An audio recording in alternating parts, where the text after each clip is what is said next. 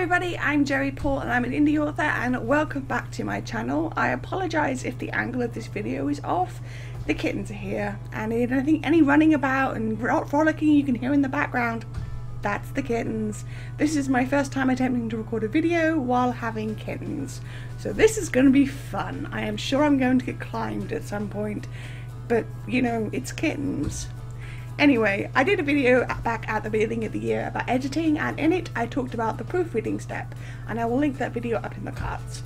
However, today I wanted to focus solely on proofreaders, why you can't skip this step, and how you can make sure that you get the right person for your work and for your release. So number one, what is a proofreader? A proofreader is a type of editor who goes through the final copy, the proof, and checks it for any lingering problems. They'll be focused on grammar, spelling, and any other errors that have sneaked in while being edited. They're supposed to do the final check before the book goes to be published. My proofreader also leaves notes about anything she thinks might not work, but that's more the pair of us having worked together for a long time.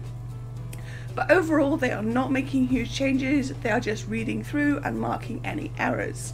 Like, for example, for a while with another editor, she left color-coded notes while editing, and sometimes it would get to my proofreader and there'd be the occasional letter or word in red. It was Natalie who came along and corrected these, either by pointing them out or removing them herself. I've also worked with proofreaders who prefer to have the paperback or the ebook formatted to the point where they can tell if there are any formatting issues, and this is generally the way proofreaders work. I generally format my stuff before it goes to the proofreader so they can check for formatting issues. Number two, where do I find them? I've been really lucky that I've not had to look too far afield for proofreaders.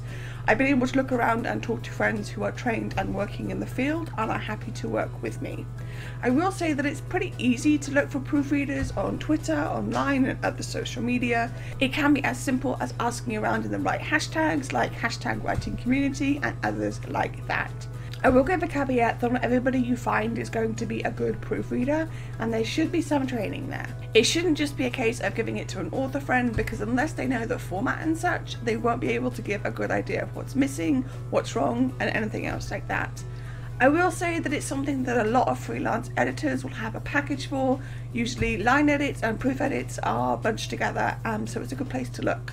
Places like Reedsy and Ally, the Alliance for Independent Authors, will have a list of people in your area, your genre, your classification to look for proofreaders. You can also ask writer friends or author friends to get an idea of who they use and whether they recommend them. Most proofreaders will have websites, but there are some groups on Facebook. The possibilities are endless. You will need to do some research, but that's true with hiring anyone. Number three, where do they come in? As I said before, they come in at the very end of the professional edit, after both developmental, after line and copy edits. Think about it, you don't want to get the manuscript proofread and then tear it apart in edits. You only have to go through the proofreading all over again. They are paid. I've seen a lot of mentions of people doing proofreading for free, and while that might be okay for some people, that's their choice, the majority of proofreaders will want payment, as they should. It's a lot of work, and pricing can depend on both the proofreader, the word count, the book, and the time you want it done in. Number four, can you do it yourself? See, this is something I wouldn't do myself. I'm not saying someone else can't, but personally I feel better having another set of trained eyes on my work before publication. But I do know of authors who have done it themselves and have done a very good job at it. At the end of the day, you have to make that choice for yourself, but I would recommend using a proofreader, because as an outsider who's possibly not seen the manuscript in any form, is going to be more sharp at catching errors than you are. And number five, any tips? Proofreaders are a great resource and I urge you to use them. However, as I've hinted at, there are people out there who work as proofreaders who don't have the skills or training to be able to call themselves any kind of editor. A lot of people on Authortube have talked about this. Make sure that you look into the previous clients of the proofreader you plan to use. Ask for a sample edit and see how they do.